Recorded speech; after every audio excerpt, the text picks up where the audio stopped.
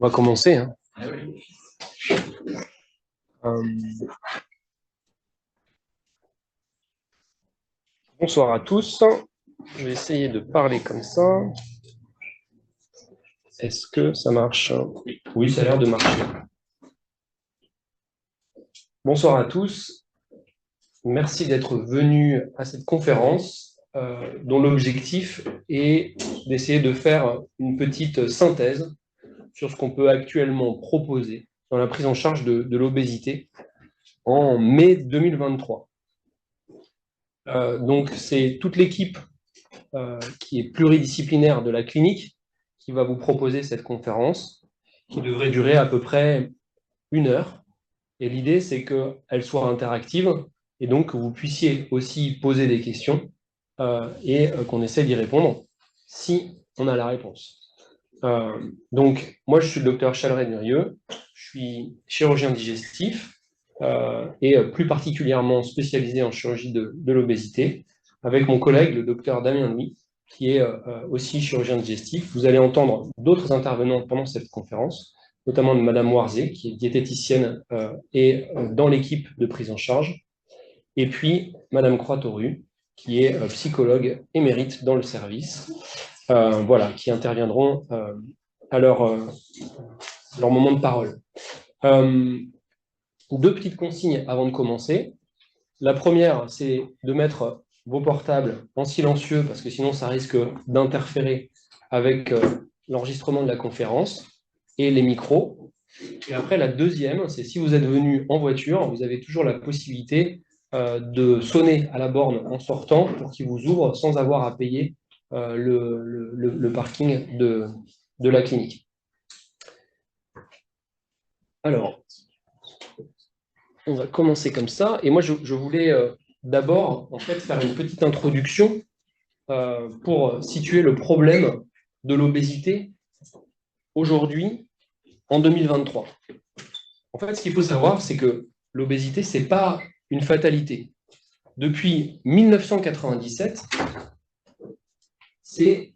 Il faut que je me mette juste ici. Attention. Et c'est une maladie qui a été reconnue comme telle par l'Organisation mondiale de la santé. Hein, ce n'est pas uniquement un fait de vie, un état de vie. Et aujourd'hui, ça touche un nombre grandissant de personnes, c'est 650 millions d'obèses dans le monde, avec 1,9 milliard de personnes qui sont en surpoids en 2016 sur le dernier pointage. Alors, vous le verrez, les causes de l'obésité, elles sont multiples. Et c'est ce que j'ai essayé d'illustrer dans la partie de gauche de cette diapositive et que vous reverrez un petit peu plus tard. Il y a des facteurs génétiques, bien entendu, si tout le monde, en se mettant à manger, n'aura pas un poids extrême. Il y a une susceptibilité génétique qui est importante. Il y a parfois des traitements médicamenteux qui peuvent favoriser le surpoids ou l'obésité.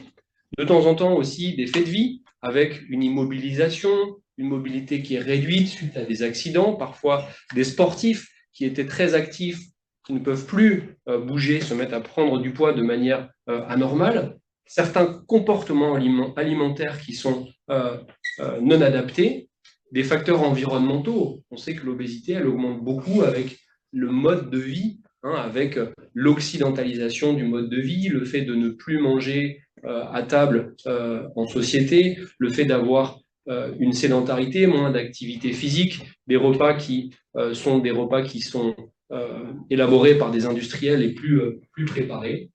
Et voilà, tout ça fait que l'obésité a de multiples causes.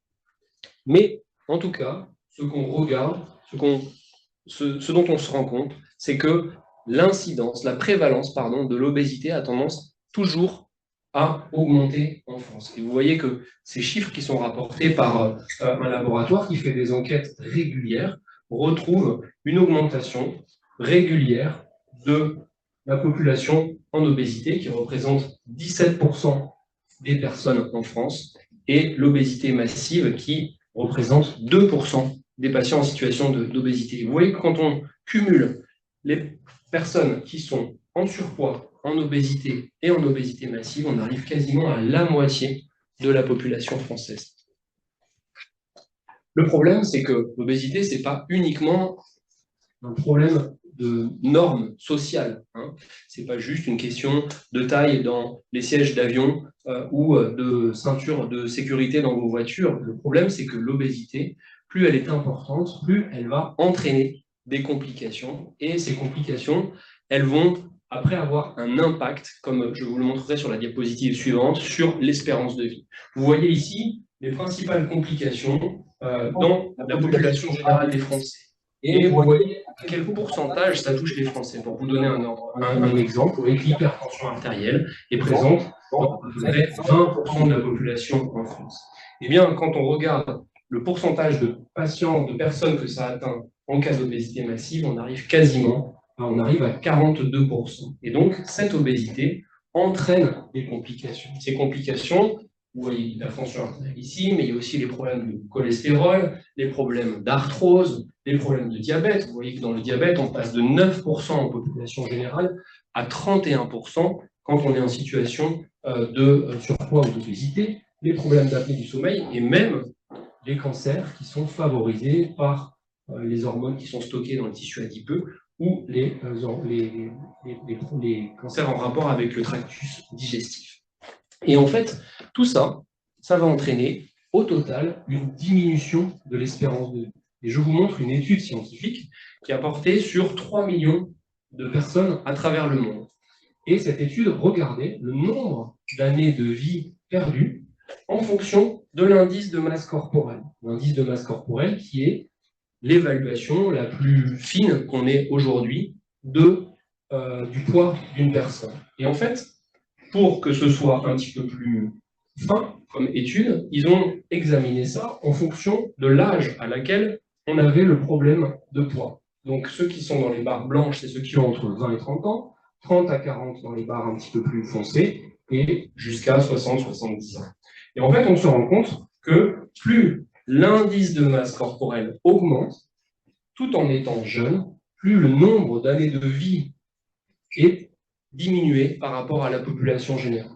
Pour vous donner un dernier exemple, on voit qu'un homme qui a entre 20 et 30 ans, un indice de masse corporelle supérieur à 45, a 12 ans d'espérance de vie en moins que quelqu'un qui a son âge et un poids normal. D'accord ? Et c'est en ça que la prise en charge de l'obésité est un problème majeur et de santé publique qui a fait l'objet de plusieurs plans en fait, pour lutter contre ça.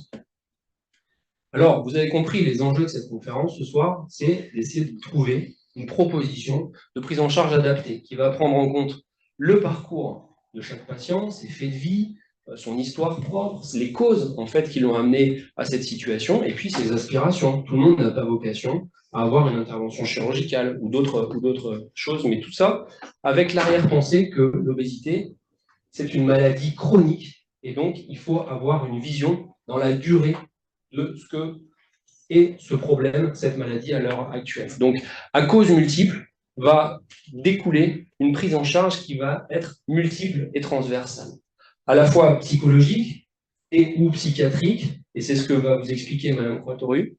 20 à 50% des patients qui sont candidats à une chirurgie de l'obésité ont, au moment de leur prise en charge, des troubles psychiatriques ou des troubles d'addiction, de dépendance à l'alimentation. Et dans leur parcours, 30 à 75% ont eu un antécédent de problèmes psychiatriques addictifs. C'est un volet important. De la même façon, le volet diététique est important, c'est Mme Warzel qui va s'en occuper. Il est important de normaliser le comportement alimentaire si on veut arriver à des effets en termes de perte de poids. On n'oubliera pas le volet physique et sportif, même si on a été obligé de faire quelques concessions parce que sinon vous allez vous endormir si la conférence dure un petit peu trop longtemps.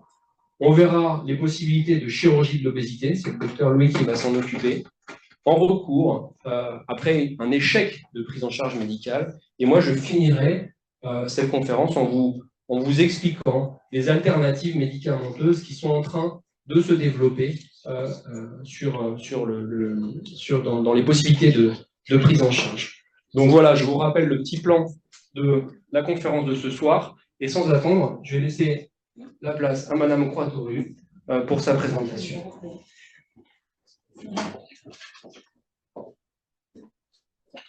Merci beaucoup.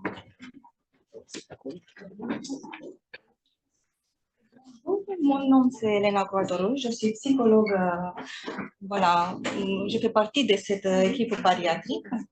Et je vous présente aujourd'hui, je vous plonge un petit peu dans la prise en charge psychologique de patients dans la chirurgie bariatrique.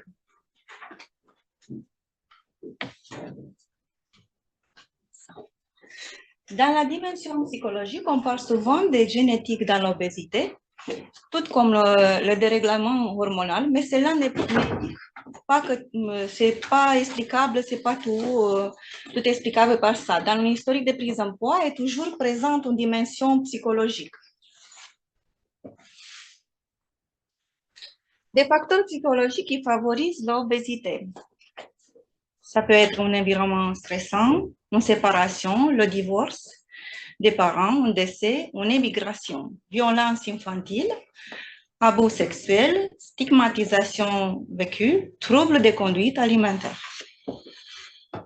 Ensuite, troubles de conduite alimentaire, c'est l'anorexie, une obsession de maigrir à tout prix et toujours, plus la boulimie, répétition des crises incontrôlables de prise d'aliments avec des stratégies de contrôle du poids, hyperphagie compulsionnelle, prise d'aliments sans stratégie compensatoire avec des sentiments de honte et de culpabilité, troubles d'alimentation nocturne et le grignotage. On va passer à l'évaluation psychologique avant la chirurgie bariatrique. Obligation faite par l'HAS de rencontrer un psychologue ou un psychiatre en vue d'une évaluation prise en charge chirurgicale permet de dépister une pathologie psychiatrique associée dans 50% du cas, troubles d'humeur, troubles d'anxiété, troubles de personnalité, souvent sous-diagnostiqués et nécessitant une prise en charge adaptée. On va passer à la... Les recommandations de l'HAS, pardon, j'ai l'habitude de dire HAD parce que j'interviens en HAD aussi, d'identifier les contre-indications, addictions et troubles psychiatriques sévères, d'identifier les motivations du patient sur le court, moyen et long terme, d'évaluer les connaissances du patient sur sa maladie, de déterminer les ressources intellectuelles pour fournir un consentement clair, d'identifier les facteurs de stress psychosociaux, les présences et la qualité de soutien social, de proposer des prises en charge adaptées avant la chirurgie, d'orienter le suivi en post-opératoire. L'accompagnement psychologique. Le but de l'accompagnement psychologique est de clarifier les attentes du patient vis-à-vis des interventions chirurgicales. Image du corps, image sociale, pression familiale ou pression professionnelle. La vie psychologique, on va passer à ça. C'est un élément constituant une base d'accompagnement suite à laquelle le psychologue dénonce son avis favorable à l'intervention, mais il peut être nécessaire que le patient se prépare davantage en vue de la chirurgie. Il est important de noter que le psychologue, suite à son intervention ou à son entretien, peut se montrer défavorable à la réussite de la prise en charge chirurgicale. Cela, c'est dans la grande majorité des cas temporaire. Le psychologue recommande des prises en charge complémentaires médicales, psychiatriques ou nutritionnelles. Ensuite, on va passer à la contre-indication psychologique et psychiatrique. Les troubles cognitifs ou mentaux sévères, les psychoses non stabilisées, les troubles psychiatriques majeurs non traités, la dépression, les troubles anxieux, idéation suicidaire, etc. Les troubles graves de la personnalité, les troubles de comportement alimentaire, les troubles addictifs, une incapacité à modifier son comportement et à s'engager dans une prise en charge prolongée. Ensuite, difficultés qui peuvent apparaître après la chirurgie en lien avec la modification du corps. Développement des addictions, anorexie, troubles d'image corporelle, reprise du poids pour retrouver un corps familier, dépression et risque suicidaire accru. On va parler des bénéfices psychologiques de la chirurgie bariatrique. Augmentation d'estime de soi, amélioration de l'image de soi, baisse de la nervosité et agressivité, réduction de l'affect anxio-dépressif, amélioration des relations sociales, amélioration du comportement alimentaire. Et on va passer à la... J'ai fini. Je vous remercie pour votre attention et pour votre curiosité. Et si vous avez des questions, vous n'hésitez pas. C'est interactif, j'ai bien compris, non? Ouais. Merci beaucoup. Merci, Elena. Est-ce que, donc, en fait, pour faire un petit résumé de la présentation, c'était le fond du sujet, c'est de dire que le surpoids et l'obésité est souvent associé à des troubles psychologiques, psychiatriques sous-jacents, et leur prise en charge, qu'elle soit accompagnée d'une chirurgie de l'obésité, est indispensable sur le plan psychologique, parce que sans ça, on règle par des médicaments, par une intervention chirurgicale, par une prise en charge diététique, que un des composants du problème.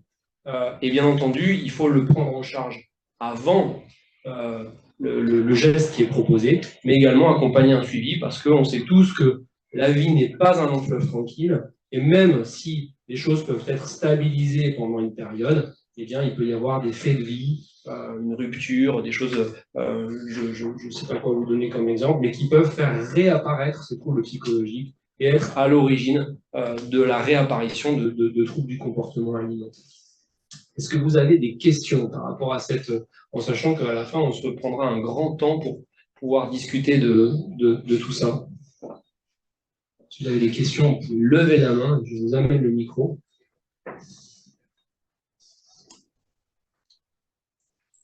Alors, s'il n'y a pas de questions, je vous propose de... Oui, pardon, excusez-moi. Alors, parlez. Le premier suivi psychologique avant l'intervention, il dure combien de temps? Est-ce que, par exemple, le chirurgien attend l'aval de la psychologue du psychiatre avant de faire l'intervention? Alors, en fait, je réponds. Merci, c'est une bonne question. Donc, la prise en charge psychologique, c'est une charge qui dure pas longtemps. Ça, le premier, pardon, excusez-moi. Le premier rendez-vous, ça peut durer entre 30, 35 minutes, 40 minutes, ça dépend des personnes et des situations. Et après, on a ensuite le deuxième, pendant les bilans bariatriques, toujours. C'est les bilans bariatriques qui sont là. Et ensuite, le deuxième bilan bariatrique, on donne l'avis psychologique favorable ou pas. Mais c'est réellement pas favorable. En fait, l'idée, parce que là, la question qui est sous-jacente, c'est de savoir la durée d'une évaluation psychologique avant une intervention chirurgicale. En fait, et donc là, on parle vraiment de la prise en charge de l'obésité en vue d'une intervention chirurgicale. Il faut savoir, en fait, déjà d'où on part, d'accord, s'il y a des choses difficiles ou si les choses sont extrêmement simples. En fait, le rôle du psychologue en hospitalisation, c'est si les choses sont simples, en fait, au cours des 3 bilans d'hospitalisation qu'on a, de pouvoir être capable de donner un avis favorable. Mais après, l'accompagnement psychologique de la personne qui veut faire une chirurgie de l'obésité, qui a ce projet, il n'y a pas de durée, c'est-à-dire qu'en fait, ça durera autant qu'il le faudra pour avoir un état psychologique, intellectuel, qui soit compatible avec cette chirurgie. D'accord ? Donc, de temps en temps, on a des patients qui on discute régulièrement pour dire, ben voilà, les choses sont pas prêtes, sont pas mûres, il faut retarder ça pour pouvoir avoir cette prise en charge. Parfois, ça peut être un retard, en fait, on reporte le projet, et parfois, ça peut être aussi une contre-indication en disant, ben non, en fait, on pense que ça ne sera jamais mûr, en fait, pour avoir cette possibilité thérapeutique. Et c'est la préparation aussi préopératoire qui va aussi déterminer l'importance du suivi en post-opératoire. C'est-à-dire qu'il n'y a pas de règles par rapport au suivi post-opératoire, mais c'est adapté en fonction de la fragilité, de la susceptibilité à décompenser après une intervention. Donc ça, on l'adapte vraiment au cas par cas. Vous vouliez, madame? Et en post-opératoire, est-ce que vous pouvez revoir des patients quelques mois après? Oui. Peut être plus rapide, mais effectivement, Bien sûr. le suivi peut se faire aussi. Oui, avant. Oui. En fait, ce qu'il faut comprendre aussi, c'est que à la clinique, on a une équipe qui va évaluer le projet chirurgical et qui va l'accompagner. Mais ça doit se faire obligatoirement avec des relais extérieurs qui vont permettre d'assurer un continuum de cette prise en charge. Et nous, on va pointer les feux rouges avant une intervention chirurgicale. Et au cours des hospitalisations post-opératoires, il y a 4 rendez-vous la première année après l'intervention, au moins 2 l'année suivante.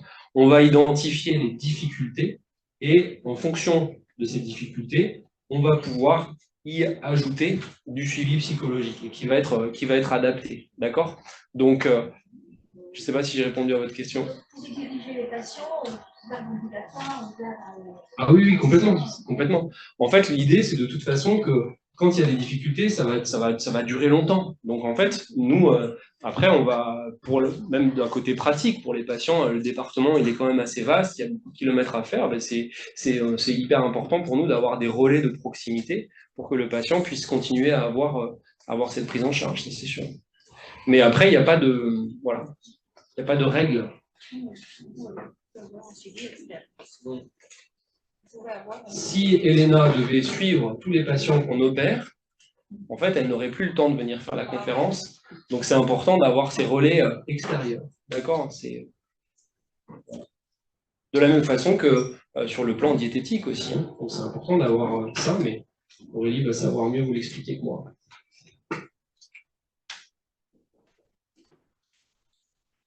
Bonsoir à tous. Donc, je m'appelle Aurélie Watset, je suis diététicienne ici à la clinique Esquerro-Saint-Hilaire et je m'occupe du parcours de chirurgie bariatrique avec les chirurgiens et avec Elena et aussi avec l'équipe des kinés pour tout ce qui est activité sportive.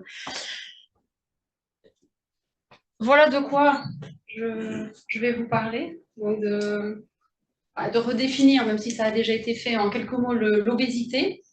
Ensuite, de parler de quelques chiffres, des causes. On va les passer brièvement puisque le docteur Chaleret en a déjà parlé. Et ensuite, moi, ce qui m'intéresse surtout, c'est de vous expliquer un petit peu le rôle que j'ai ici au sein de la clinique dans le parcours de la chirurgie de l'obésité et le rôle de mes consoeurs en ville et un peu partout, parce que comme disait le docteur Chaleret, moi, je ne peux pas m'occuper de tous les patients. Donc, ici à la clinique, on les voit pendant les bilans, les patients. Et la première chose que je leur explique, c'est que le suivi, il est indispensable. Ne penser qu'au bilan, ce n'est pas possible. Parce que les changements, ils sont à mettre en place sur le long terme et les changements doivent être acquis dans le temps pour que ça pour que l'opération soit une réussite. Voilà, donc ça c'est vraiment très très important. Ensuite, après l'opération, on revoit les patients à 1 mois, à 3 mois, à 9 mois, à 18 mois. Ça c'est au cours des bilans. Mais nous, on explique bien à nos patients qu'on a besoin qu'ils continuent, si besoin, le parcours avec le ou la diététicienne avec laquelle ou lequel ils ont commencé leur parcours. Alors, donc l'obésité, c'est quoi? C'est tout simplement une maladie chronique qui se caractérise par une accumulation très importante de graisse au niveau de l'organisme. Et cette accumulation de graisse, elle peut nuire à votre santé, comme l'a expliqué le docteur Chaleret, sur plusieurs facteurs. Donc, comment on détermine le degré d'obésité? En faisant un petit calcul tout simple, d'accord? En prenant votre poids, on divise par votre taille au carré et on obtient un chiffre. Et l'obésité commence à partir de l'indice de masse corporelle à 30. 17% des adultes en France sont touchés par l'obésité. Donc, c'est un chiffre qui est quand même très important. Et là où j'ai envie d'insister surtout, c'est sur le surpoids et l'obésité chez les enfants. Parce que ce sont les futurs adultes de demain. Et on le voit qu'il y a un taux d'obésité et de surpoids très important chez les enfants. D'accord? Donc, prendre soin de son alimentation, comme je dis souvent aux patients que je rencontre, c'est aussi prendre soin de l'alimentation de ses enfants ou de ses petits-enfants, et donc finalement de penser à leur santé à eux aussi. Les principales causes de l'obésité, là, contrairement à ce qu'on dit et ce qu'on entend, hein, s'il est gros, c'est qu'il mange n'importe quoi, ou s'il est gros, c'est qu'il mange trop, mais non, en fait, il n'y a pas que ça. D'accord? Ça, c'est ce qu'a expliqué aussi le docteur juste avant. D'accord? Donc, l'idée, c'est de repérer les causes et ensuite, la manière de traiter cette obésité sera personnalisée en fonction des causes. On a déjà vu cette image juste avant. D'accord? C'était au moment où on a parlé de toutes les causes. Donc, il y a une cause, un terrain culturel, des traumatismes, la sédentarité, la génétique. J'y reviens pas, parce qu'on en a déjà parlé. D'accord? Mais les causes sont multiples. Ce n'est pas que l'alimentation. Le rôle de la diététicienne, parce que j'entends de tout. Est-ce que je vais être au régime? Qu'est-ce que je pourrais plus manger? Est-ce que je vais être privée? Est-ce que j'aurai faim? Est-ce que ça va durer longtemps? Voilà. Donc, le rôle de la diététicienne dans ce parcours, et même le rôle tout court de la diététicienne, il a évolué. D'accord? Il y a 20 ou 30 ans, la diététicienne, on comptait tout, on calculait tout, on était au régime strict. C'est pas l'idée qu'on a ici du rôle de la diététicienne. Le rôle, c'est de vous accompagner justement sur du changement durable. Donc, première consultation, qu'est-ce qu'on essaye de faire ensemble? C'est de recueillir les données. Donc, on évalue vos habitudes alimentaires et ce qui peut faire obstacle justement au changement de ces habitudes. Donc, le choix des aliments, la qualité, la variété, les prises alimentaires. Pas penser que parce qu'on est atteint d'obésité, on mange beaucoup. Très souvent dans les patients, j'entends encore aujourd'hui, moi je mange qu'une fois par jour. Je mange que le soir. Ou je mange qu'une fois, mais la nuit. Voilà. Ce n'est pas parce qu'on est atteint d'obésité qu'on mange beaucoup. Le contexte et les conditions des prises alimentaires. Est-ce que je mange vite? Est-ce que je mange debout? Est-ce que je mange dans ma voiture? Est-ce que je mange en travaillant? Le contexte et les conditions sont aussi très importantes. Ensuite, on repère un éventuel trouble du comportement alimentaire. Est-ce que je grignote? Est-ce que j'ai des crises de boulimie? Est-ce que j'ai de l'hyperphagie, de la tachyphagie? Est-ce que j'ai eu des périodes d'anorexie, de boulimie? On évalue le rapport à l'alimentation. Ensuite, les connaissances et les représentations. Là, vous me dites, ça veut dire quoi? Ah, mais les féculents, ça fait grossir. La bière, c'est pas de l'alcool. La viande, alors j'en mange pas. Mais le poulet, c'est de la viande. La viande, c'est pas que la viande rouge. Et on se rend compte, plus on parle avec les patients, qu'on n'a pas tous les mêmes connaissances. Donc, on recadre aussi au niveau des connaissances. Les régimes, les nombreux régimes que l'un ou l'autre ont déjà pu faire. L'historique du poids. Les prises de médicaments, qui peuvent être aussi orexigènes. Et ensuite, l'accès à une alimentation variée et saine. Une fois qu'on a recueilli toutes ces données, on va évaluer les perceptions qui sont liées à l'alimentation. D'accord? Est-ce que je ressens la faim? Est-ce que je ressens la satiété? Est-ce que j'ai envie de manger? Est-ce que je suis hypersensible aux stimuli environnementaux? Tout à l'heure, j'ai un monsieur qui m'a dit « Ah, mais moi, c'est pas possible. Je passe une fois, je passe deux fois, je passe trois fois, à la quatrième, je craque. » Voilà, comment l'aider justement à essayer de ne pas craquer systématiquement. Et ensuite, les dimensions émotionnelles. La récompense, l'ennui, le plaisir que nous apporte l'alimentation aujourd'hui. Donc, le rapport à l'alimentation. C'est quoi l'accompagnement? Parce que c'est bien de détecter tout ça, mais après, il faut vous accompagner dans ces changements d'habitude alimentaire. Donc, la première idée, c'est de stabiliser le poids. Si on peut ensuite essayer de le faire baisser, c'est mieux. Mais la première chose à faire, c'est déjà de stabiliser le poids et de se réconcilier avec le poids. Comment on y parvient? On essaye d'aider la personne donc, à adopter durablement une alimentation et une relation à l'alimentation qui est plus en face avec ses besoins. Tout au fil du temps de votre vie, vos besoins ils vont changer. Et donc, c'est essayer de remettre en place les apports en phase avec vos besoins. Et ensuite, améliorer, bien évidemment, la qualité des repas, si c'est nécessaire, le rythme, la composition, etc. Les objectifs qu'on définit, ben, c'est souvent pas moi qui les définis, c'est vous. Au cours de la discussion, je demande aux patients, ben, qu'est-ce qu'on fait? Et souvent, c'est le patient qui me dit ce qu'on va mettre en place. Le patient sait exactement, en général, ce qui ne fonctionne pas, et donc on essaie de trouver ensemble des objectifs qui sont simples, qui sont mesurables, qui sont ambitieux, d'accord, et qu'on établit en accord ensemble, qui doivent être réalistes. Un patient qui me dit je veux perdre 12 kilos pour le mois prochain, non, c'est pas possible. C'est possible, mais c'est pas une bonne idée. Donc on rétablit aussi ce qui est possible et ce qui n'est pas possible. Et on essaye que ce soit échéancé dans le temps. Et c'est de là que découle le besoin du suivi, c'est-à-dire qu'on ne peut pas tout régler en un mois. C'est pas possible. Le contenu de la consultation, donc, c'est de proposer un temps d'échange, d'établir une relation de confiance entre le patient donc, et le professionnel de santé. Donc ça aussi, le suivi, je le dis souvent aux patients, il faut trouver quelqu'un avec qui ça match, avec qui on a confiance, avec qui on a envie d'avancer. Donc, on peut être la meilleure diététicienne, si ça ne matche pas avec le patient, ce n'est pas la peine. D'accord? Donc, il ne faut pas hésiter, et ça c'est vu, on a conseillé à des patients de changer de professionnel, non pas parce que le professionnel n'était pas bien, mais parce que tout simplement, ça n'avançait pas, parce que ça ne matchait pas entre le patient et le professionnel. Ensuite, on va déculpabiliser le patient sur ce qui est en train de se passer, parce que quand on arrive à la chirurgie bariatrique, on sent souvent un sentiment d'échec chez le patient. C'est vraiment la dernière chance, donc on essaye d'en parler.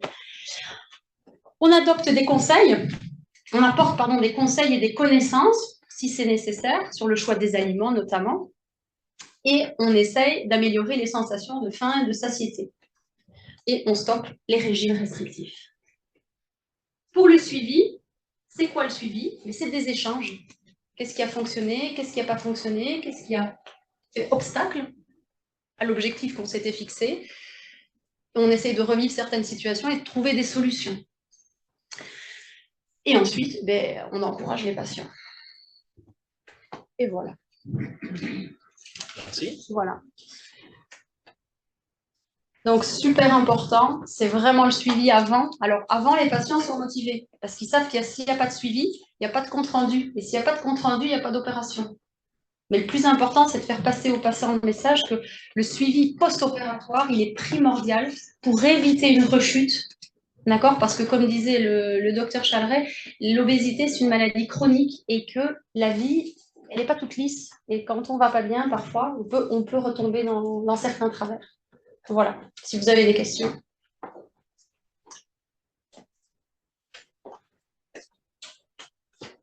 Alors, je te repasse le micro. Oui, après on pourra les garder pour la fin. Ça me donne l'occasion en fait de redire quelques petites choses que je n'avais pas encore eu l'occasion de vous dire. D'abord, c'était la première chose, on aura à la fin. Je crois qu'il y a une question, excusez-moi. Oui, pardon, excusez-moi. Alors la question.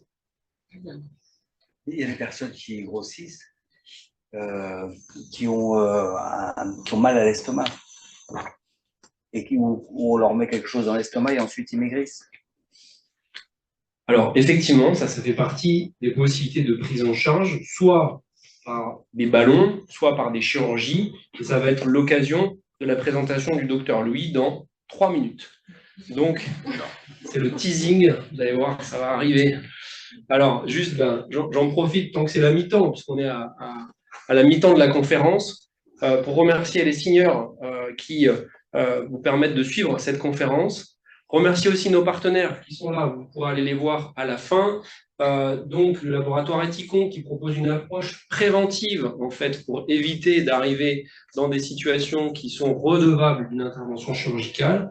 Et puis, le laboratoire Sentinov qui est plus un accompagnement, notamment après les interventions de chirurgie de l'obésité avec des compléments nutritionnels qui sont adaptés. Vous pourrez passer sur leur petit stand. Ils ont des petites brochures qui sont bien faites par rapport à tout ça. Merci aussi à Isabelle Vernis qui est en charge de la communication du groupe Elsan et qui a organisé toute cette conférence.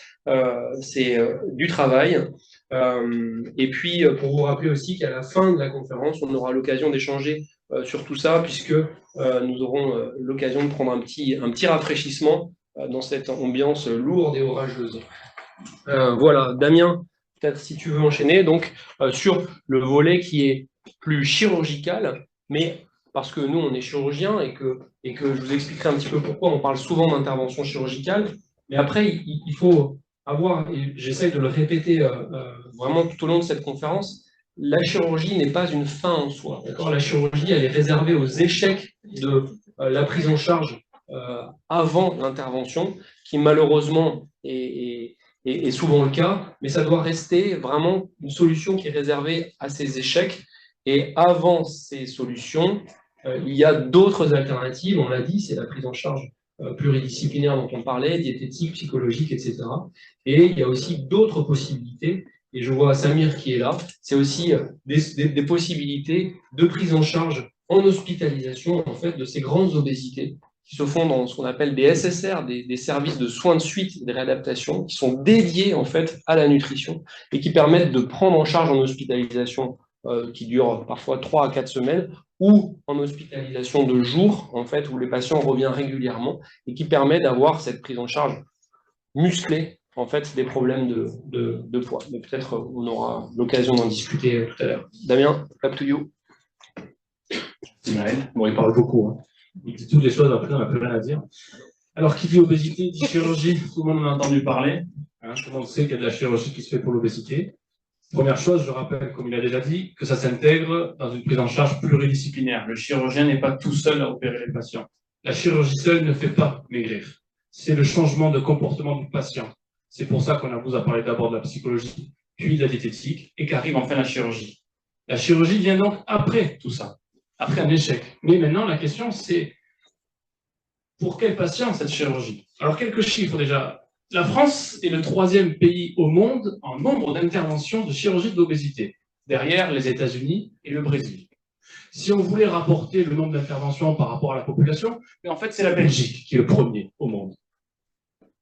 En 2016, en France, on avait atteint quasiment les 60 000 interventions par an. Ça a diminué progressivement pour se stabiliser depuis 2019 autour des 40 000 interventions par an. En France, les principales interventions sont le bypass gastrique pour 25%, un quart de l'intervention, et la sleeve gastrectomie, 60%.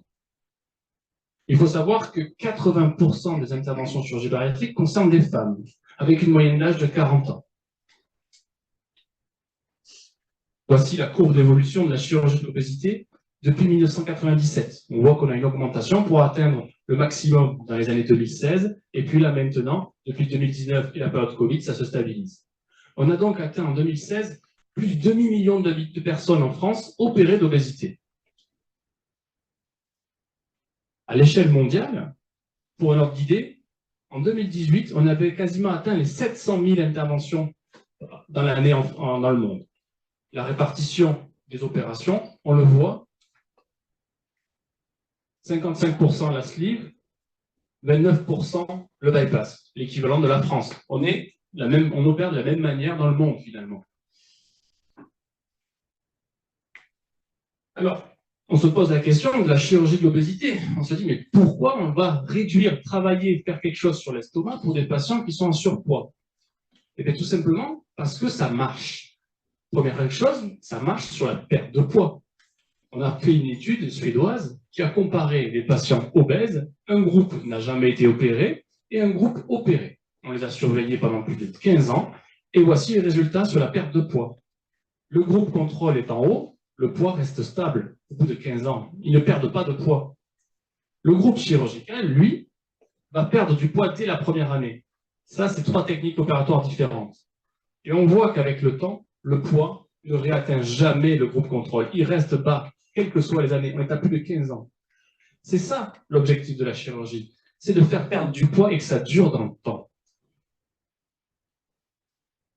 Deuxième chose, il vous a montré tout à l'heure, le docteur Chadré, qu'il y avait un risque supérieur de mortalité.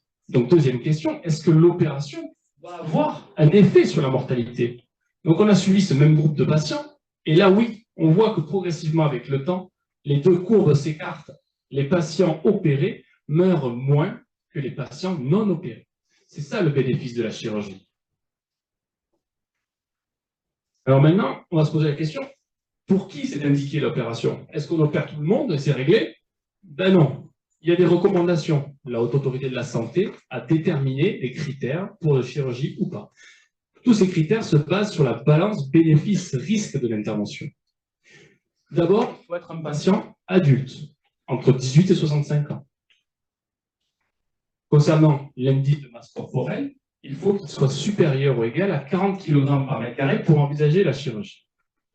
On peut abaisser ce seuil au-delà de 35 et 40 kg par mètre carré s'il y a déjà des complications sévères liées à l'obésité, comme de l'hypertension artérielle traitée, du syndrome d'apnée du sommeil sévère ou modéré avec appareillage, du diabète traité, des maladies ostéo-articulaires invalidantes, le foie gras, c'est la stéatose hépatique non alcoolique. De nouvelles recommandations sont arrivées sur l'IMC. On peut descendre encore plus bas, entre 30 et 35 kg par mètre carré, si on a un diabète de type 2 non équilibré. Ça, c'est juste les chiffres. Il faut savoir qu'il faut aussi, comme critère, un échec de perte pondérale après un suivi médical bien réalisé, de 6 à 12 mois. Il faut être pris en charge par une équipe pluridisciplinaire. Il n'y a pas que le chirurgien tout seul, il faut diététicienne, endocrinologue, nutritionniste, psychologue, psychiatre, anesthésiste, gastro-entérologue, kiné. Toute une équipe doit vous prendre en charge pour l'obésité. Et il faut une absence de contre-indication. Je vais revenir sur cette dernière ligne de l'IMC, car c'est tout récent. Il faut savoir que c'est la nouveauté qui est sortie en 2022 sur la chirurgie de l'obésité. C'est le dernier critère d'abaissement.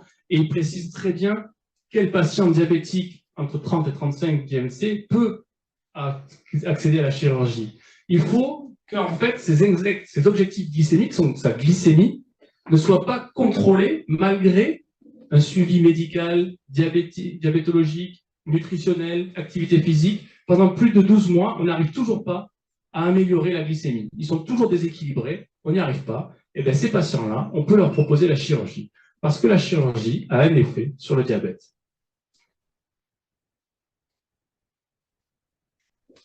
Concernant les recommandations, la Haute Autorité de la Santé en France reconnaît 4 interventions. L'anneau gastrique ajustable, qui se faisait surtout à la fin des années 90 et qui a quasiment disparu, la sleeve gastrectomie ou gastrectomie longitudinale, le bypass gastrique et la dérivation bilirubin-pneumatique.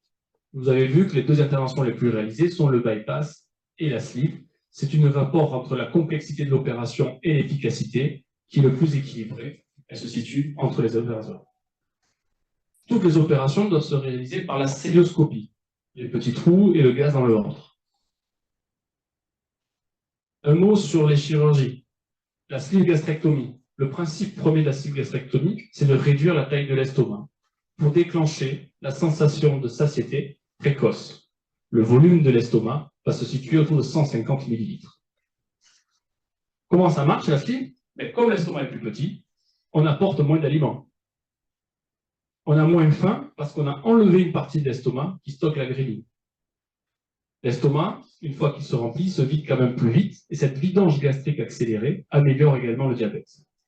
Qu'est-ce qu'on peut attendre à long terme de la sleeve gastrectomie? C'est une perte d'excès de poids, le poids qu'on a en trop, de 65% à 5 ans après la chirurgie. Ça, c'est la moyenne qu'on fait avec toutes les études médicales. Voici le dessin de la sleeve. L'œsophage, l'estomac, le petit intestin. Donc, on va couper toute cette partie-là et l'enlever définitivement avec une machine qui va nous permettre de couper et d'agrafer en même temps. D'agrafer et de couper en même temps. On enlève donc les 2 tiers de l'estomac. C'est ça le principe de la chirurgie de la sleeve gastrectomie. Concernant le bypass gastrique en Y, son mécanisme, c'est de réduire la taille de l'estomac en séparant l'estomac en 2 poches et ensuite de dériver les aliments et les sécrétions digestives pour que la digestion se fasse plus tard dans l'intestin, en faisant une anse alimentaire en Y, c'est une technique. Comment va agir le bypass? Premièrement, on a réduit la taille de l'estomac. Il fait 50 millilitres à peu près, donc il est plus petit, on restreint les apports. Ensuite, en dérivant l'intestin, la digestion étant retardée, les protéines et les lipides ne sont pas digérés dans l'intestin immédiatement, mais plus tard, donc elles passent moins dans le sang. C'est ça la malabsorption. En modifiant l'intestin, on déclenche la satiété plus précoce, on modifie le goût, et donc on est obligé d'enlever certains aliments, en particulier les aliments riches en graisse ou riches en sucre, parce qu'on ne les tolère pas bien. Le bypass, avec sa modification de l'intestin, entraîne également des effets hormonaux, en particulier sur la sensation de faim, en diminuant la production de gréline, une hormone qui déclenche la faim au niveau du cerveau, et améliore les récepteurs, les cellules récepteurs à l'insuline, et donc améliore le diabète. La perte d'excès de poids moyenne est de 75% à 5 ans, légèrement au-dessus de la cible. Voilà le schéma, c'est un peu plus complexe. Donc je vais reprendre, parce que c'est... On a l'œsophage en haut. On a séparé l'estomac en deux poches. Là, on n'enlève rien, hein. On fait que séparer. Ensuite, on va mesurer 60 cm à la sortie de l'estomac, l'intestin. On va le couper. Une fois qu'on a coupé ce morceau, on va le monter jusqu'au petit estomac pour faire une couture entre l'estomac et l'intestin. Ensuite, on mesure à nouveau 1,40 m. Et au bout de ces 1,40 m, on reconnecte les deux tuyaux. D'où le schéma en Y de l'intestin grêle. Ainsi, les aliments qui arrivent par l'œsophage rentrent d'abord dans la petite poche gastrique, on n'a plus faim. Puis ces aliments vont circuler dans cet intestin-là. C'est l'anse alimentaire. Mais ici, il n'y a pas de sécrétion digestive, puisqu'elle se situe ici. Donc, les graisses et les protéines ne sont pas digérées. Ici, cet estomac, lui, il est exclu. Il ne fait que ses fonctions hormonales. Les sécrétions digestives qui se trouvent ici vont circuler sans rencontrer d'aliment. Il n'y a pas d'absorption, puisqu'il n'y a pas d'aliment. Et donc, la digestion ne va commencer qu'au bout de 2 mètres. C'est ça l'effet de malabsorption.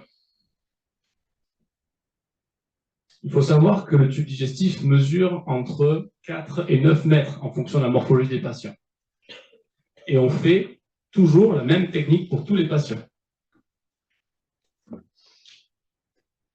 Alors la question maintenant, c'est quelle intervention pour quel patient? On essaie de donner des orientations. Il faut savoir que si le bilan avant, en préopératoire, est sans particularité, qu'il n'y a aucune anomalie, quelle que soit, que l'indice de masse corporelle n'est pas très élevé, c'est-à-dire qu'il est inférieur à 50 kg par mètre carré, on peut réaliser les deux techniques de manière indifférente. Et à ce moment-là, c'est au choix du patient, du chirurgien, avec l'avis de la réunion de concertation pluridisciplinaire, c'est-à-dire que l'équipe qui a suivi et préparé le patient va dire que telle ou telle intervention suffirait pour tel patient. C'est en ça que ça se discute.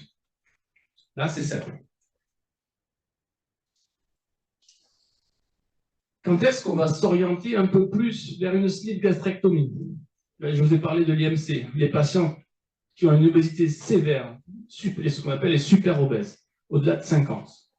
En particulier si la masse grasse se situe autour des viscères. Vous avez compris que pour réaliser un bypass, il faut que je déplace les intestins. S'ils sont trop entourés de gras, on ne peut pas le faire techniquement. Et donc c'est là qu'on s'oriente vers la sleeve. D'ailleurs, pour information historique, la sleeve gastrectomie a été inventée comme ça.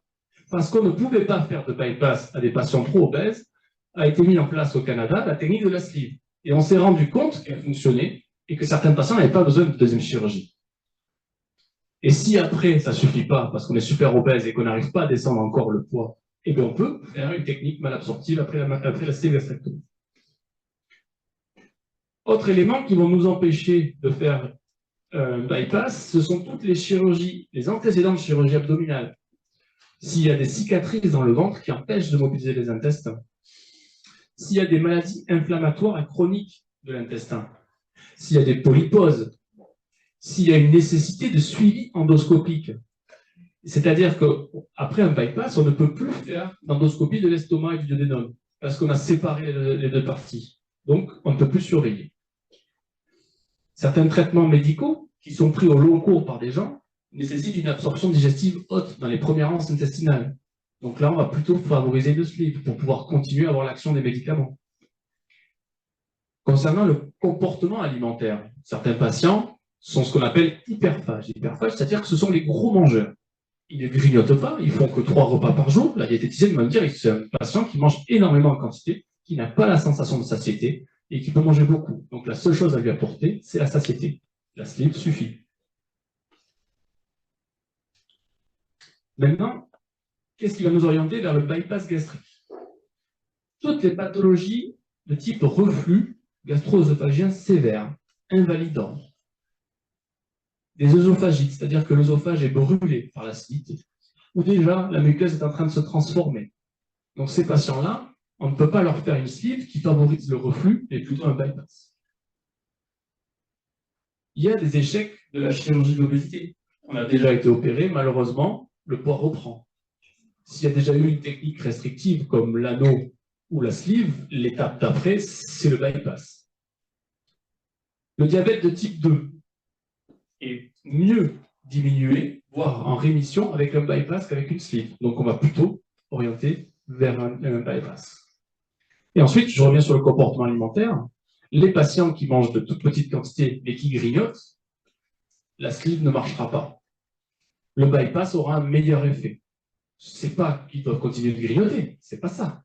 C'est que ces patients-là peuvent craquer de temps en temps. Et le bypass sera mieux pour adapter leur alimentation. Parce qu'il y a des intolérances alimentaires, s'ils se mettent à grignoter, ils ne sont pas bien. Ça les aide à changer leur comportement. C'est sur ça que je vais insister. De toutes les opérations, l'objectif, c'est de changer de comportement. La chirurgie n'est qu'une aide. Elle vous permet de démarrer en perte de poids initiale, parce que toutes les chirurgies perdent de poids dans la première année, pour vous faciliter les activités physiques, faciliter votre estime de soi, pour que vous changiez votre façon de vivre. Les habitudes de vie, au niveau psychologique, Elena me le dira, ne me contredira pas, ça prend 4 à 5 ans avant de changer, vraiment, que ça devienne automatique. Tous nos suivis se font au-delà de 5 ans pour savoir si ça fonctionne. Et toutes les reprises pondérales que l'on a, ce sont les patients qui arrêtent le suivi ou qui ont juste dit « j'ai la chirurgie, c'est fini, je peux faire ce que je veux, je suis opéré ». Eh bien, ça ne marche pas. Donc nous, ce qu'on va faire dans la préparation, c'est détecter finalement les patients qui ne seront pas bons répondeurs à la chirurgie, parce qu'ils n'auront pas compris le principe de la chirurgie. Et si le patient ne comprend pas, ça ne marche pas. Je vais laisser la parole à Maël. Est-ce que vous avez des questions? Est-ce qu'il y a des questions par rapport à ce volet chirurgical et technique? Est-ce que ça vous a éclairé un petit peu? Vous imaginez qu'on faisait tout ça, qu'on enlevait les morceaux si énormes d'estomac?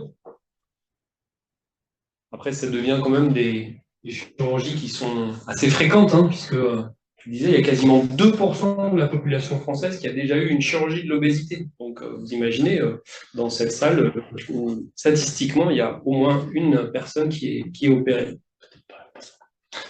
Voilà, donc moi, je vais terminer avec cette petite présentation qui n'est pas chirurgicale. Pour un chirurgien, c'est original, mais qui... Pardon, une question, excusez-moi. Oui, j'avais une question. J'aimerais avoir une estimation par rapport à l'ensemble des patients qui commencent le parcours de soins avec prise en charge psychologue, nutrition, etc. Combien finalement arrivent à la chirurgie et combien peuvent s'en passer? 50%.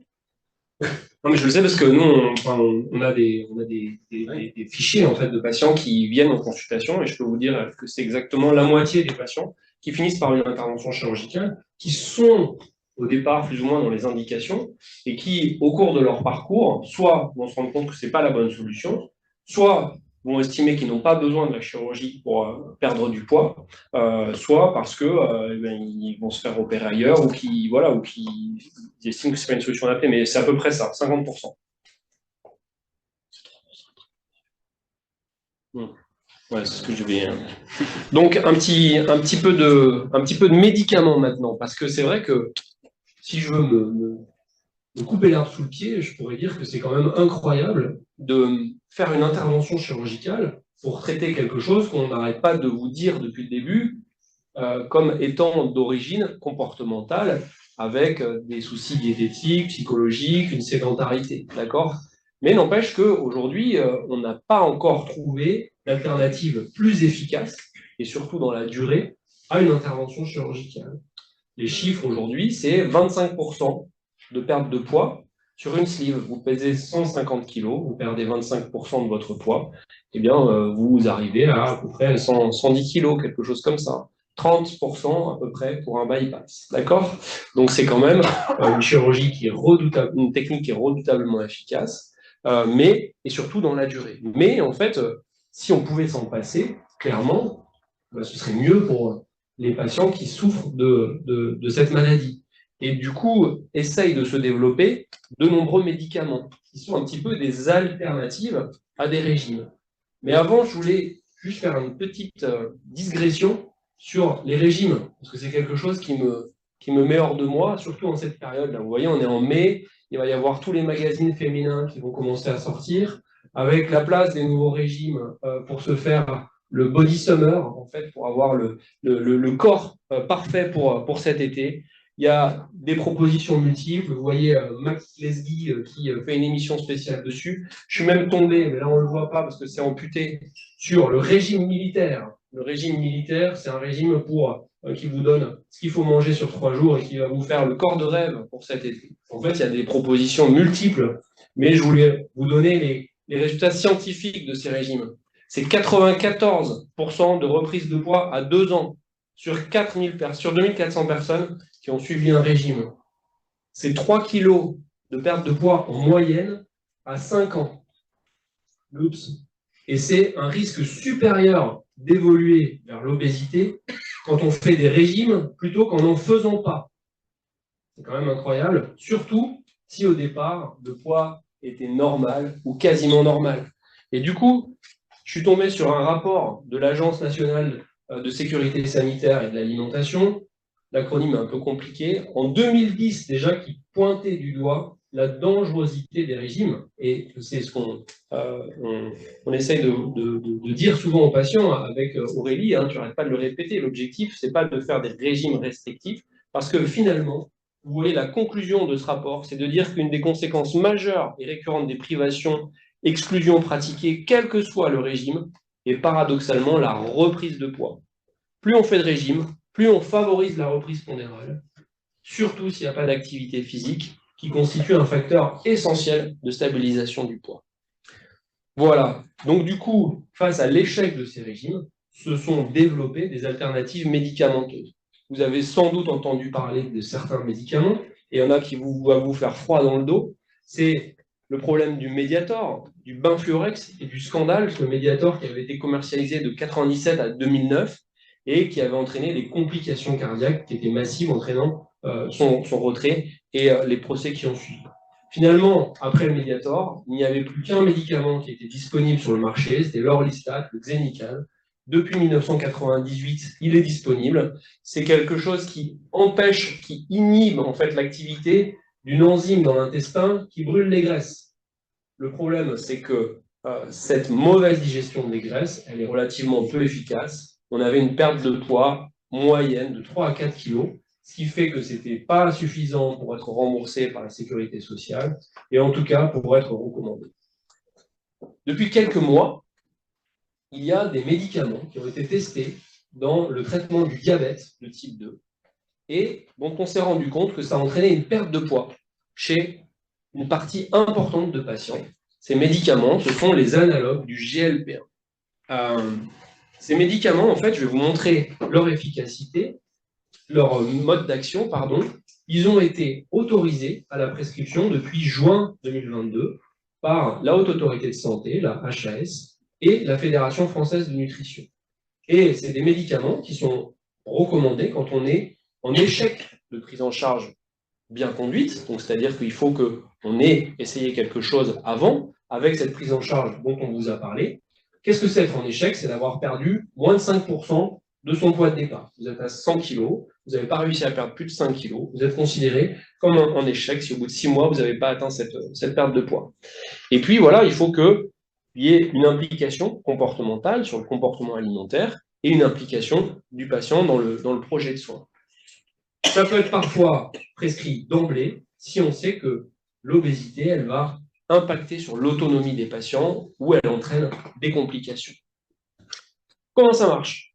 Eh bien, c'est très simple. Ça va agir sur plein de trucs. L'intestin, sur le pancréas, sur le cerveau et sur l'estomac. Pour ne pas vous noyer, en fait, ce qu'il faut retenir, c'est que ça va augmenter la satiété. J'ai l'impression d'avoir déjà bien mangé. Ça va aussi augmenter, paradoxalement, les nausées quand on mange, et ça va, de fait, diminuer la prise alimentaire. On a l'impression que le principal mécanisme de ce traitement, c'est de diminuer la vidange gastrique, et donc d'entraîner une perte de poids. Le médicament, alors j'ai pas d'intérêt financier là-dedans, mais il n'y en a qu'un pour le moment sur le marché, donc j'ai le droit de vous mettre ce que c'est. Ça s'appelle le liraglutide, et donc c'est indiqué quand l'indice de masse corporelle est au-dessus de 30 kg par mètre carré. Cet indice peut être abaissé à 27 quand il y a des complications associées, et il faut avoir au minimum 12 ans. Mais ce qui est important, c'est que de toujours revenir sur l'importance du suivi, d'accord? C'est-à-dire que ça ne marchera que s'il y a un suivi diététique, une pratique d'activité physique qui est mise en place et une réévaluation régulière de la tolérance. Parce que c'est des médicaments, je vous ai dit, ça ne vend pas du rêve, ça entraîne des nausées, ça peut, ça retarde la vidange gastrique et donc ça peut être à l'origine de certains effets secondaires, de la fatigue, des maux de tête, des maux de ventre, des difficultés à digérer et parfois des troubles du transit. C'est pour ça que les doses de ces médicaments qui sont faits en sous-cutané, c'est des injections que la personne se fait elle-même en fait sous la peau, eh bien la dose doit être augmentée progressivement parce que sinon il y a des problèmes de tolérance. Il y a de rares cas de pancréatite qui ont été décrits, mais c'est plus en rapport avec le fait que la perte de poids, elle favorise la création de calculs et donc ça peut faire des pancréatites. Donc c'est une injection par jour et ça augmente progressivement sur quelques semaines et puis après on réévalue en consultation au bout de 3 mois. Si au bout de 3 mois, il n'y a pas eu de perte de poids suffisante, à ce moment-là, on arrête le traitement. Ce qu'il faut savoir, c'est que pour le moment, c'est une autorisation mise sur le marché, mais c'est des médicaments qui ne sont pas pris en charge par la sécurité sociale, et donc qui sont à votre charge, à la charge de la personne qui veut avoir ce traitement. Et le coût de traitement, c'est à peu près entre 150 et 250 €. Ça, c'est des coûts libres qui sont fixés par les pharmacies. En termes de résultats, on attend une perte de poids d'environ 7,5%. D'accord? 7,5%. Vous voyez un poids de départ. On revient à mon 100 kg parce que c'est un chiffre rond. Vous allez perdre 7,5 kg. Mais ça reste des moyennes. Ça dépend des patients. Comme dans toute moyenne, il y a des patients qui ont des pertes de poids plus élevées et d'autres qui ont des pertes de poids moins élevées. C'est pour ça que ça doit être réévalué parce que la question qui reste en suspens, c'est de savoir quelle durée on va proposer à ces traitements. C'est-à-dire qu'au bout de 4 semaines, une fois que vous avez atteint cette perte de poids, eh bien, combien de temps on va devoir avoir ces injections et combien de temps on va devoir supporter le coût financier de ces injections. C'est-à-dire qu'il faut pouvoir mettre 200 € par mois au long cours.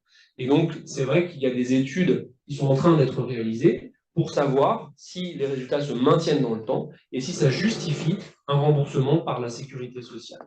Alors, il y a d'autres molécules qui sont en train de se développer. Je vais aller très rapidement. Le sémaglutide, qui est la même chose, un analogue du GLP-1, mais qui est injecté qu'une seule fois par semaine. Ça, pour le moment, c'est une prescription qui est uniquement hospitalière et dans des protocoles. C'est des protocoles en fait, qu'on appelle d'accès précoce et qui auraient des résultats plus importants en fait, encore que le Saxenda.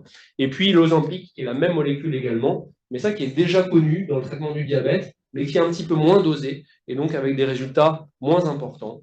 Il y a d'autres molécules qui sont en train de se développer, et notamment dans les obésités génétiques, et parce qu'il y a des gènes qui ont été identifiés comme à l'origine en fait, de ces obésités, mais ça reste vraiment à l'échelle à l'étape de protocole en fait, de développement. Aujourd'hui, ces médicaments, ils sont efficaces. On a des niveaux de preuve qui sont importants. Il y a 143 essais dans le monde qui ont permis de montrer que c'était plus efficace que le fait de ne pas les prendre. Maintenant, leur efficacité, elle est à relativiser. Je vous ai parlé de 7,5% de perte de poids, quand pour la chirurgie, on est plus aux alentours de 25-30%. Alors, qu'est-ce qu'on peut avoir comme place pour ces médicaments aujourd'hui, à l'heure où on se parle? Eh bien, à mon avis, il y en a 4. Un, quand on est en situation d'obésité, mais qui n'est pas dans les indications d'une chirurgie, donc c'est ce fameux poids intermédiaire, d'accord? Quand il y a une contre-indication au projet chirurgical ou que la personne ne veut pas être opérée, ça peut être une bonne solution, sous réserve qu'on ait la capacité financière de le supporter. Je crois qu'il y a une part de plus en plus importante dans ces médicaments à réserver aux personnes qui sont en échec de la chirurgie, pour reprise de poids après chirurgie. C'est quand même 20 à 30% des gens au-delà de la 5e année. Et après, il y a une autre question qui se pose, c'est est-ce qu'il ne faudrait pas, pour des gens qui sont super obèses, qui ont des gros indices de masse corporelle, les faire maigrir un petit peu avec ces médicaments avant de leur proposer une intervention chirurgicale. Et enfin, avant de répondre à vos questions, je voulais réinsister sur le fait que de toute façon, ça ne marchera qu'à la condition de changer son mode de vie. Hein. Encore une fois, mais ça je pense que vous l'avez bien compris, remise en place d'activité physique et une prise en charge nutritionnelle et diététique adaptée. Voilà, est-ce que tout le monde est endormi? Non, ça va, on a réussi à capturer votre attention.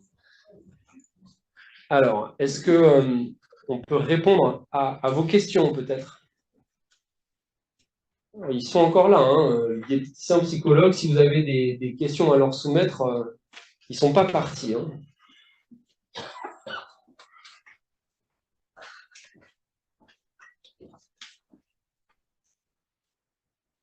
Non? Ça veut dire qu'on a répondu à tout.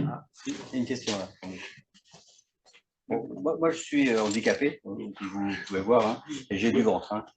Je mange peu, je fais un peu de sport, avec mes bras, de l'haltérophilie, je fais des choses comme ça, mais je garde toujours ce surpoids. Alors, en fait, c'est difficile de répondre à chaque cas sans avoir vraiment la connaissance de tout le problème. Ce qui est sûr, c'est qu'en fait, l'obésité n'est pas corrélée, c'est pas proportionnel à la quantité de ce qu'on mange, d'accord? C'est-à-dire que à force de restriction, l'organisme, il s'adapte à la restriction et on a parfois ce qu'on appelle des obésités hypocaloriques, c'est-à-dire des gens qui sont en situation d'obésité en mangeant peu parce que le corps s'est adapté avec un régime, avec un métabolisme de base très bas. La situation de handicap, elle est compliquée pour 2 raisons. Parce qu'on sollicite peu sa masse musculaire. C'est-à-dire que je fais du sport qu'avec mes bras, quoi. Et c'est ce que je vous dis. Mon ventre ni mes jambes. Hein. En fait, on sollicite peu sa masse musculaire et les muscles, c'est les principaux consommateurs de calories. Quand on regarde les sportifs de haut niveau, ils se font des plâtrés de pâtes monstrueuses et ils grossissent pas pour autant parce qu'ils ont tellement de masse musculaire qu'ils ont besoin en fait de toute cette énergie à dépenser. Et après, un des risques aussi, c'est que même si vous êtes en situation d'obésité, si vous perdez trop de poids trop rapidement, vous risquez aussi de perdre de la masse musculaire et de vous faire perdre aussi en autonomie, en fait, dans vos transferts de votre fauteuil jusqu'à votre lit, etc. Et ça, c'est pas bien non plus. Voilà.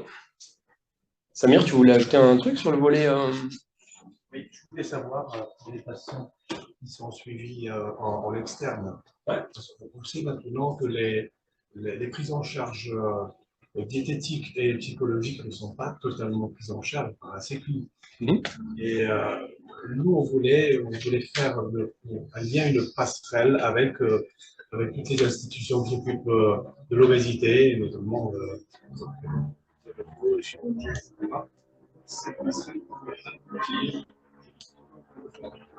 Excusez-moi, j'entends plus sa moto que vous, là. Excusez-moi, je ne vous entends pas bien. Oui. Bruit, là. Répète. Cette passerelle concernant l'aboutissement vers une prise en charge qui est plus ou moins longue dans le temps, c'est de 3 semaines, des fois on les reprend aussi en HDJ, mais qui sont dans l'enceinte hospitalière, qui bénéficient de toutes les interventions diététiques, psychologiques, kiné, activité physique adaptée, etc. Voilà. Est-ce que ce lien vous paraît, cette passerelle vous paraît faisable systématiquement Voilà. Une des problématiques relevées par le docteur Dantan, donc je fais ta présentation, qui est médecin spécialisé en nutrition, donc au SSR de Penn d'Agenais, qui en fait pointe du doigt le fait que l'État nous fait bien comprendre que l'obésité est un problème de santé publique, essaye de mettre des moyens pour les prendre en charge, mais après, de manière un petit peu schizophrène, oublie des volets très importants dans la prise en charge de ces patients, et notamment la prise en charge psychologique en ville, qui n'est pas remboursée, la prise en charge diététique, hors hospitalisation, qui n'est pas remboursée, et même la supplémentation vitaminique, qui n'est pas remboursée, alors que c'est quelque chose qui est indispensable à vie après une chirurgie de l'obésité. Et donc là, on se pose un peu la question de savoir, mais attendez, on marche à l'envers, vous dites que c'est obligatoire, et puis en fait, après, vous ne les aidez pas, alors qu'il y a des prises en charge qui sont autrement plus importantes. Donc nous, c'est vrai que parfois, on essaye de pallier à ça en incluant des consultations diététiques, d'évaluation psychologique au sein d'hospitalisation de jour, mais après, il est clair que la place en fait, des séjours plus longs en SSR sur des périodes prolongées est probablement à développer, et nous, on est hyper preneurs pour le faire. La seule limite en fait, qu'on a, c'est que, Damien le disait tout à l'heure, l'âge moyen des chirurgies de l'obésité, c'est 40 ans. Et souvent, les patients, quand on leur dit vous allez être hospitalisé pendant 3 semaines, à 40 ans, on a des enfants qu'il faut amener à l'école, on a des contraintes professionnelles, etc. Et voilà. Donc moi, je pense que c'est plus une prise en charge peut-être à développer sur des HDJ régulières, une fois par semaine, pendant 6 semaines ou des choses comme ça. Parce que c'est des propositions qu'on fait souvent à nos patients en consultation, mais ils nous disent, vous êtes gentil, mais moi j'ai une vie, hein, donc il faut que je fasse bouillir la marmite. Sachant que dans notre structure, il y a aussi la deuxième modalité qui est la séquentielle, la HDJ. Ça, je pense que c'est un truc à creuser. 2 fois par semaine, mardi et jeudi par exemple, sur une séquence de 5 semaines. Puis après, on les revoit à 1, c'est-à-dire 1 mois, 3 mois plus tard, 6 mois, 9 mois, etc. Mais ils sont toujours dans le circuit prise en charge, soit hospitalisation complète, soit HDJ. En fait, pour conclure avec tout ça, c'est qu'aujourd'hui, je pense on pense qu'il y a une vraie prise de conscience de ce que c'est que l'obésité maladie. Et il y a plein de modalités qui sont possibles. Il y a les hospitalisations de jour, il y a les traitements médicamenteux qui sont en train d'arriver, il y a les possibilités chirurgicales. Et en fait, tous les acteurs, ils se connaissent, on se connaît, etc. Et en fait, après, on a besoin d'une coordination et en fait d'adapter à chacun en fait en fonction de ses besoins. C'est la diapositive que je vous avais présentée en introduction sur les enjeux. C'est d'arriver à trouver un parcours qui soit fité, en fait, mode à mode, en fait, sur chaque patient en fonction de ce qu'il pourra avoir besoin. Mais ça, voilà, il ne faut pas hésiter à nous adresser des patients, des personnes qui sont dans ces situations qui se posent des questions. Et puis après, nous, on sait où orienter en fonction des désirs de chacun. Une autre question? Vous avez tous faim, alors je vous propose le buffet avec un petit rafraîchissement pour discuter de tout ça. Attendez, un mot de la conclusion. Juste, il oublie de rappeler qu'en fait, on organise des réunions d'information qui sont ouvertes à tout le monde, tous les deuxièmes mardis de chaque mois, où on fait des présentations, un peu l'équivalent de celle-là, où on présente le parcours de l'obésité. Et c'est vrai que s'il y a des personnes autour de vous qui hésitent à consulter, mais qui veulent avoir des informations, il ne faut pas hésiter à se renseigner. C'est ouvert, donc c'est une réunion qui se trouve sur la clinique tous les deuxièmes mardis de chaque mois. Et donc, Maël ou moi, nous faisons cette présentation. Et moi, et Aurélie. Et Aurélie. Merci. Non, pardon, excusez-moi. Est-ce que vous avez une infirmière coordinatrice qui fait le lien entre les patients et juste savoir à qui s'adresser, comme porte d'entrée par rapport à votre vie? Oui, elle est là. Elle peut peut-être se lever. Le micro. Le micro. Je parlais bien fort, voilà. On est deux sur l'enceinte de l'établissement. On l'a dit aujourd'hui, donc j'essaie de représenter les deux. En effet, comme on a... Vous êtes obligé de parler dans le micro, sinon il n'y a plus sur la vidéo. Donc, oui, on est deux sur l'ensemble de l'établissement. Comme on l'a déjà dit un petit peu, hein, on fait des parcours avant l'intervention et après l'intervention. Je crois qu'on l'a assez dit aussi, l'intérêt après l'intervention. Je réinsiste aussi parce qu'on a tendance à perdre les patients, on l'a déjà dit, je pense tous, même nous au sein de la coordination. Voilà, il y a tout un intérêt, c'est de la chronique, voilà, faut suivre ce parcours. Le avant-intervention, c'est l'équipe pluridisciplinaire, les kinés, psychologues, diététiciennes et un médecin nutritionniste en théorie. Je dis en théorie parce qu'il y a un petit peu de remaniement.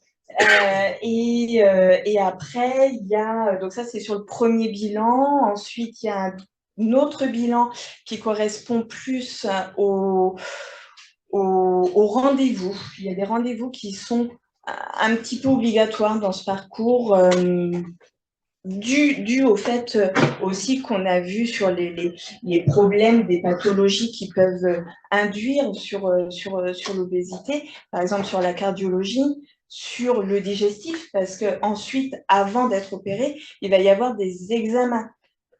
Je ne vais peut-être pas tout rentrer dans les détails, mais voilà, il y a des choses obligatoires et ensuite le suivi après.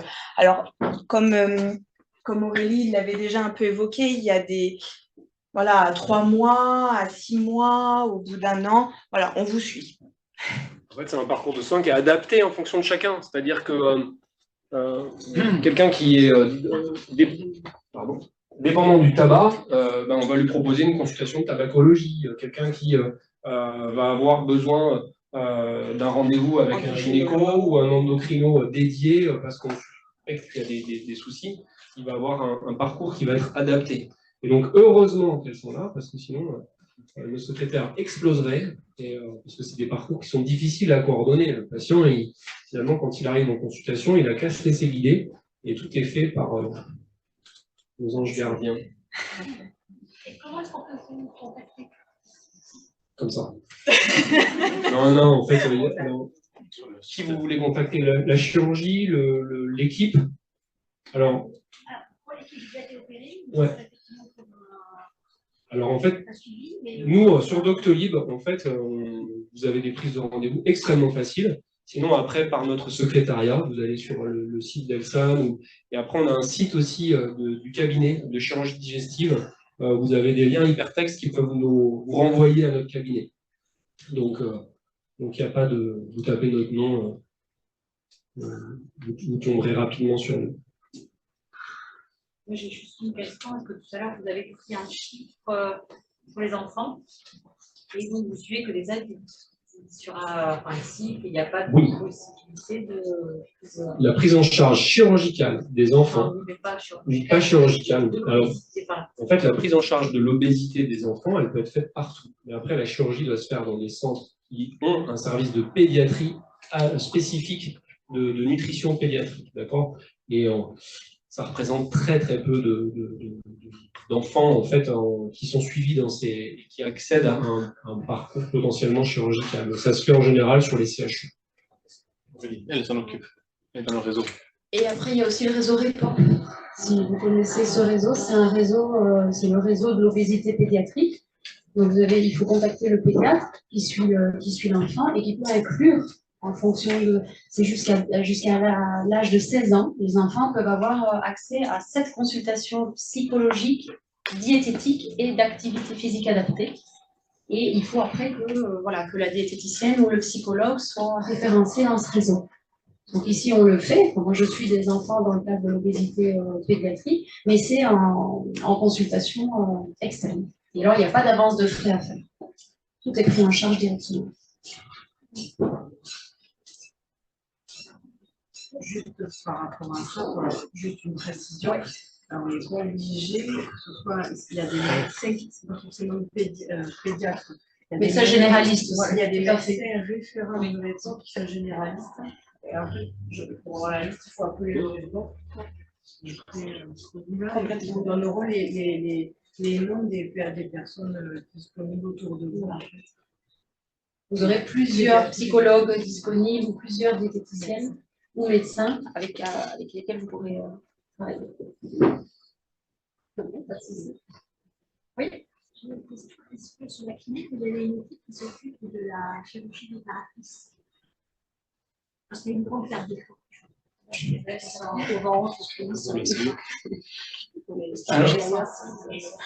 Alors, la difficulté de la chirurgie de reconstruction, il faut savoir que c'est un tiers des patients qui auront besoin de chirurgie de reconstruction après. Elle se fait par des chirurgiens plasticiens.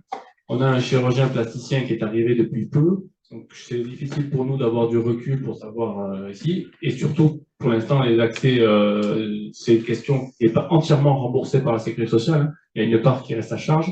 Et donc, ça dépend du prix de chaque chirurgien. Voilà. Donc, il y a un chirurgien ici, mais on travaille en fonction de Bordeaux et Toulouse. Voilà. Il y a le docteur Delobo Alexis qui est arrivé depuis moins d'un an.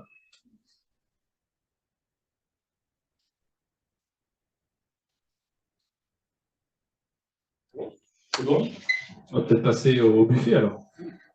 Merci à tous d'être venus. Il n'y a pas de surveillance sur les buffets, hein, d'accord? On dit ici, on la garde là. C'est des choses tout à fait en adéquation avec la présentation. Merci d'être venu en tout cas.